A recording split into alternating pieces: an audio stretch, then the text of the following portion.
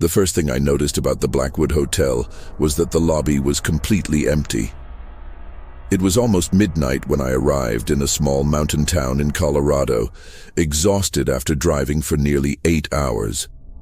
The hotel looked old but expensive, with dark wooden walls, brass lamps, and a massive chandelier hanging above the reception desk. I pressed the bell twice. After a few seconds, a tired-looking man appeared from a hallway and asked for my name. I gave it to him, and he handed me a brass key attached to a heavy wooden tag. "Room 214, he said. Then he hesitated. "And if you hear someone knocking from room 0, don't answer."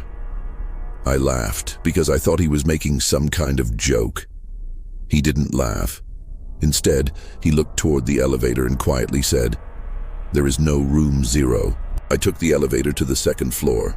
The hallway was long, narrow, and strangely silent. My room was at the very end, next to a window overlooking the parking lot. I dropped my bags, took a shower, and went to bed. I was almost asleep when I heard an elevator moving somewhere outside. The doors opened with a soft, metallic sound. Then I heard footsteps walking down the hallway. Slow footsteps. They stopped outside my door. I waited for someone to knock, but nothing happened. After several seconds, the footsteps continued. I opened my door and looked into the hallway. Nobody was there. The elevator doors at the end of the corridor were slowly closing. Just before they shut, I noticed something strange on the display above them. Instead of showing 2, it showed 0. The next morning, I went downstairs and found the lobby full of guests preparing to leave. The receptionist was checking people out one after another. Everyone seemed unusually quiet. A woman carrying 2 suitcases stopped at the desk and asked, "Did anyone stay in room 0 last night?" The receptionist immediately looked uncomfortable. "There is no room 0, he replied. The woman frowned. "I heard someone walking outside my room all night."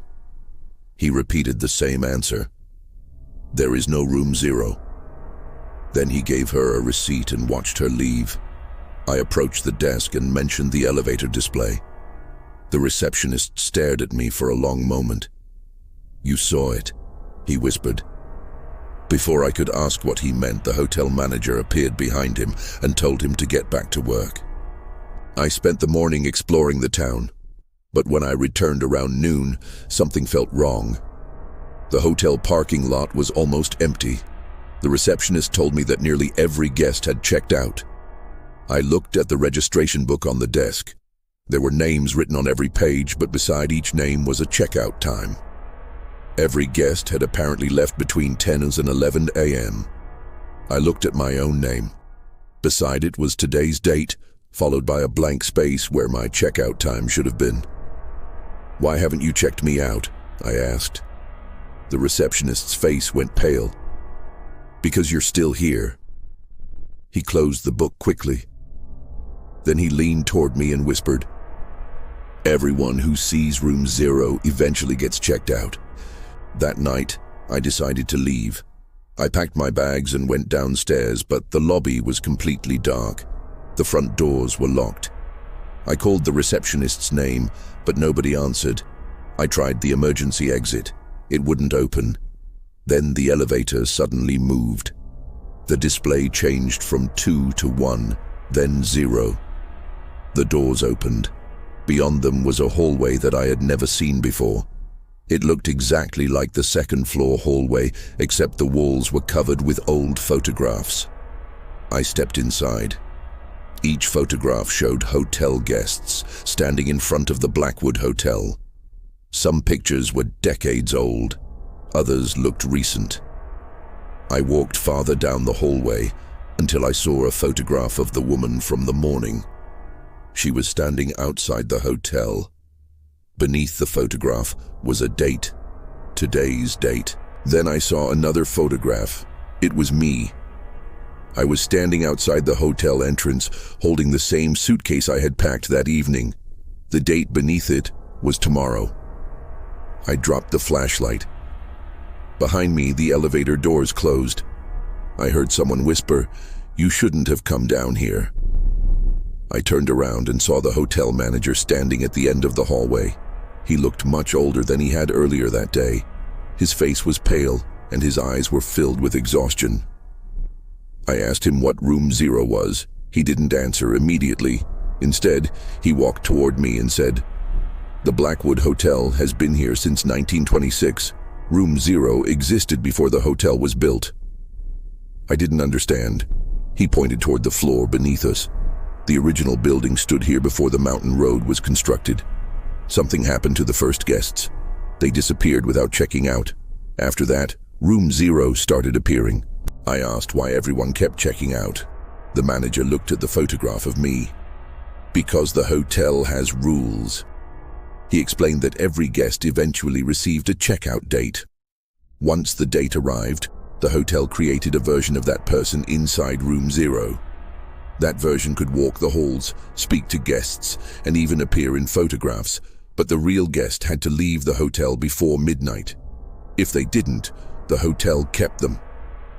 "What happens to the people it keeps?" I asked. The manager looked directly into my eyes. "They become the next guests." Suddenly, we heard footsteps behind us. Hundreds of footsteps. I turned toward the hallway and saw every guest who had checked out that morning standing there. The woman with the suitcases, the old couple, the businessman, the family with 2 children. They all stood silently, staring at me. Their faces looked completely normal, but their eyes were empty. Then the woman stepped forward. "We checked out," she whispered, "but we never left." The manager grabbed my arm. "Run." We sprinted down the hallway as the guests began following us. Doors slammed open on both sides. Room numbers appeared and disappeared on the walls. 201 became 301. 301 became 17. Then every number vanished. At the end of the corridor was a wooden door marked with a single brass number. 0. The manager pushed it open. Inside was a hotel lobby, not the lobby we had entered. This one was filled with hundreds of people sitting silently at tables.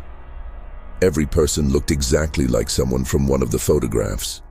Some were old, some were young, some looked like they had been trapped there for decades. And behind the reception desk stood a man who looked exactly like me. He smiled. "You're late," he said. I couldn't move. The manager whispered, "That's the version of you the hotel made." The other me stepped from behind the desk and held out a brass key. "Room 214, my room." "Take the key," he said. "You already checked out." I looked at the key in my hand and realized something terrifying. I had been carrying it since I arrived. The manager suddenly disappeared. The lobby lights went out. When they came back on, I was standing alone in room 214. Morning sunlight filled the windows. My suitcase was beside the bed. Everything looked normal. I ran downstairs. The hotel lobby was crowded again. New guests were checking in. Cars filled the parking lot. The receptionist smiled at me as if nothing had happened. I asked him where the manager was. He frowned.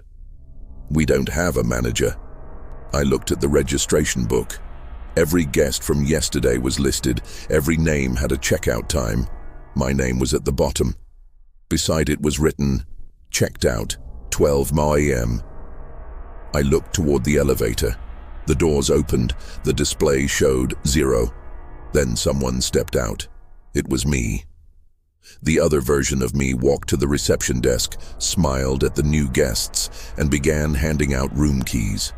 I tried to scream, but no sound came out. Then I looked down at my hands. They were fading. The receptionist glanced at me and smiled. "Don't worry," he said. "You'll get used to being here." The elevator doors closed behind me. And for the first time, I understood the hotel's oldest rule. Every guest checks out eventually, but room 0 never does.